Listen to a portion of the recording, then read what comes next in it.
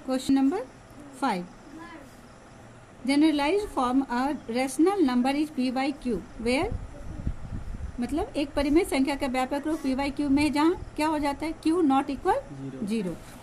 परिमेय संख्या में यही होता है, तो इसका क्या आंसर हो जाएगा, सी नंबर दिया हुआ है, क्यू नॉट इक्वल जीरो। कौन सा आंसर होगा, Q not equal zero. Next question, example of an irrational number is, example कौन होगा, अब इसमें ऐसे ही बनाओ, 225 का रूट अंडर 225 किसका है, 15 का, 484 किसका है, 22 का, 324 किसका है, 18 का, 624 नहीं है, तो ये क्या हो गया तुम्हारा इरेशनल नंबर। ये सब का तो ये क्या है, रूट अंडर है, इसका रूट अंडर नहीं है, तो ये अपरिमेय संख्या या इरेशनल नंबर बोल सकते हैं इसको। D number answer. Which of the following is in the simplest form, ठीक है, अब यहाँ सॉल्व करो, ये सिंपलेस्ट फॉर्म में है, नो, ये तो और भी डिवाइड होगा ना, 4 से होगा, 4 2 जा, 4 3 जा, ये सिंपलेस्ट फॉर्म हुआ। यहाँ पर क्या होगा, 2 से ही होगा, 2 3 जा 6 और 2 से 2 8 जा, तो ये सिंपलेस्ट फॉर्म हुआ। यहाँ पर करो 3 5 जा 3 से, हाँ 3 से हो जाएगा, 3 5 जा 15 और 3 2 जा 6, 3 8 जा 24, ये हुआ ये सिंपलेस्ट फॉर्म है, क्योंकि ये प्राइम नंबर है और ये कंपोजिट नंबर है, अब तो नहीं डिवाइड होगा, तो ये इसका आंसर हो जाएगा सी नंबर। नेक्स्ट, पाई किस प्रकार की संख्या है, अपरिमेय संख्या है, ये तो पता ही है कि पाई क्या है, अपरिमेय संख्या है। यहाँ 5005, तो इस ये बता रहा है कि कौन सा है, फैक्टर कौन सा है, तो इसे निकालो, कितने नंबर, 8 नंबर, क्या हो जाएगा बोलो, 5005, सॉल्व करो, 5 से 1001, इससे कटेगा, अब 7 से 7 1 जा 7, तो यहाँ 3 हो जाएगा, 7 4, हाँ 7 से हो जाएगा, 7 1 जा 7, 3 7 4 जा 28, 2 7 3 जा 21। अब आ जाओ किससे, 13 से, 13 1 जा 13, 13 1 जा 13, 11 से भी कर सकता था, 11 से देखो कैसे देखेंगे, 3 1 4 और 4 - 4 0, तो 11 से पहले करना था, 11 1 जा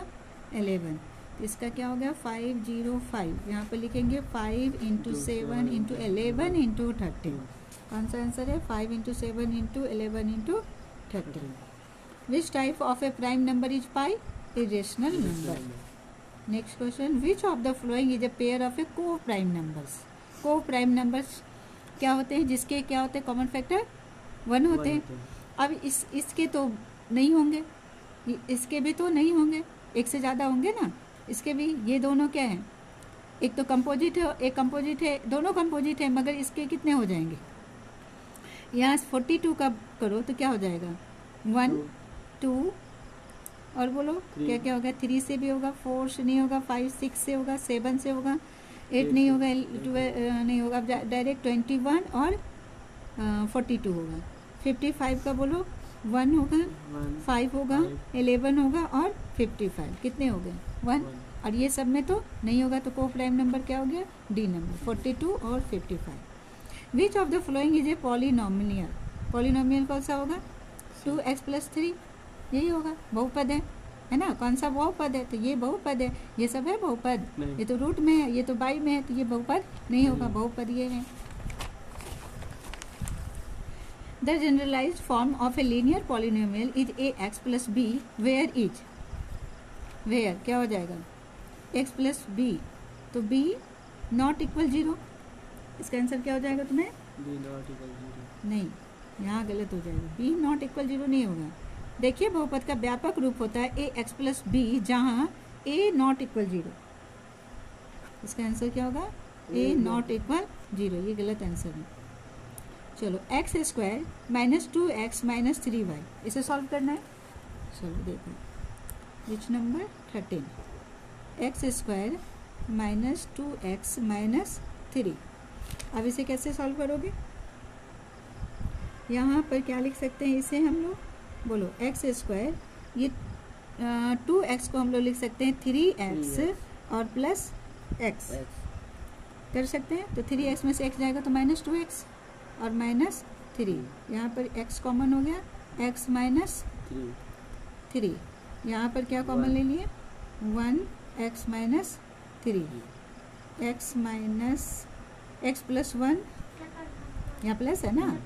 x प्लस 1 और x माइनस 3, कौन सा आंसर है x प्लस 1 x माइनस 3, सी 13 का सी।